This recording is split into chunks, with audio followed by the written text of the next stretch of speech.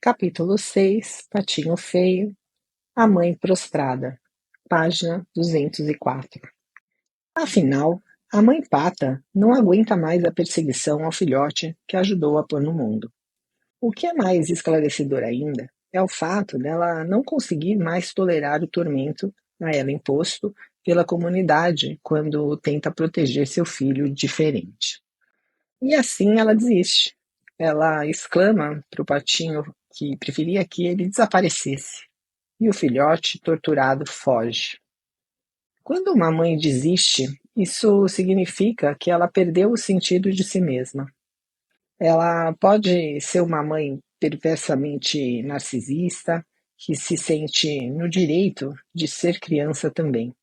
É mais provável que ela tenha sido isolada do self selvagem e que tenha entrado em prostração, forçada por alguma ameaça real de ordem psíquica ou física. Quando as pessoas caem prostradas, elas geralmente caem dentre 3 estados emocionais: o de confusão, o de agitação, quando ela tem a impressão de que ninguém sente uma solidariedade adequada pela sua aflição, ou o de abismo, uma reencarnação emocional de antigas feridas, muitas vezes frutos de uma injustiça inexplicada e não corrigida, perpetrada contra elas ainda quando crianças. O meio para forçar a frustração de uma mãe consiste em dividi-la emocionalmente. O método mais comum, desde o início dos tempos, foi o de forçar a mãe a escolher entre o amor ao filho e o medo do mal que a comunidade possa infligir a ela e ao filho se ela não respeitar as normas. Em A Escolha de Sofia, de William Styron, a heroína Sofia é prisioneira num campo de concentração. Ela está diante do comandante nazista com os 2 filhos nos braços. O comandante a força a escolher qual das 2 crianças deve viver e qual deve morrer, dizendo-lhe que, se não fizer essa escolha, as 2 crianças serão mortas. Embora seja inconcebível ser forçada a fazer uma escolha dessas, trata-se de uma opção psíquica que as mães foram forçadas a fazer há séculos. Cumpra as normas e elimine seus filhos, senão... E isso continua. Quando uma mãe é forçada a escolher entre o filho e a cultura, existe algo de repulsivamente cruel e irrefletido nessa cultura. Uma cultura que exija que se prejudique a própria alma para fazer cumprir as proibições é, na verdade, uma cultura muito doente. Essa cultura pode ser aquela em que a mulher vive, mas o que seria ainda mais prejudicial, ela pode ser a cultura que a mulher leva por aí e com a qual concorda dentro de sua própria cabeça. Existem inúmeros exemplos literais de situações desse tipo em todo o mundo, sendo os exemplos mais hediondos encontrados na América, onde sempre foi tradição separar à força as mulheres de seus seres amados e das coisas que amam. Houve a longa e deplorável história da divisão forçada de famílias pela escravidão nos séculos XVIII, XIX e XX. Nos últimos séculos, houve a prescrição de que as mulheres entregassem seus filhos à nação em nome da guerra e de que se sentissem felizes com isso. Em várias épocas houve costumes diferentes no mundo inteiro que ditavam que não se podia permitir à mulher amar quem amasse e do modo que desejasse.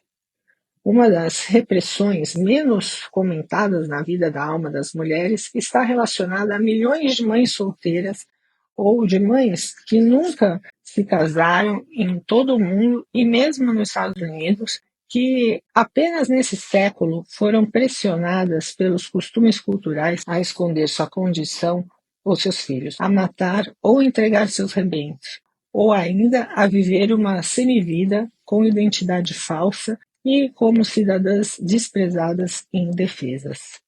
Há gerações, as mulheres aceitaram o papel de legitimação como seres humanos através do casamento com um homem. Elas estiveram de acordo com a ideia de que um ser humano pudesse não ser aceitável a menos que um homem dissesse o contrário. Sem essa proteção masculina, a mulher é vulnerável. É irônico, portanto, que na história do Patinho Feio o pai seja mencionado apenas uma vez. Isso ocorre quando a mãe pata está chocando o ovo daquele patinho. Ela se queixa do pai da sua prole. Aquele safado não veio me visitar uma vez sequer.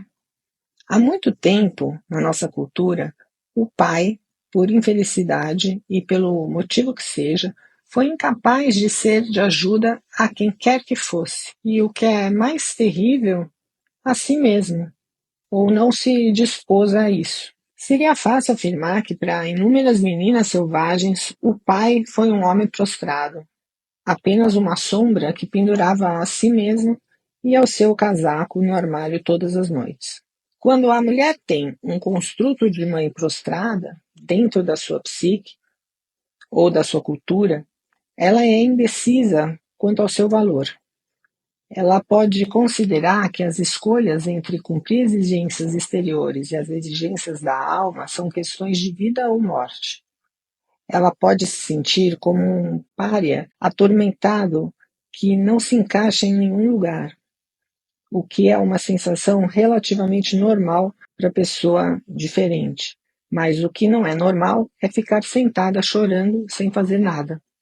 Devemos nos levantar e sair à procura do lugar a que pertençamos. Para quem é diferente, é sempre esse o próximo passo. E para uma mulher com uma internalização da mãe prostrada, esse passo é vital. Se a mulher tiver uma mãe prostrada, ela deve se recusar a se tornar outra mãe prostrada para si mesma.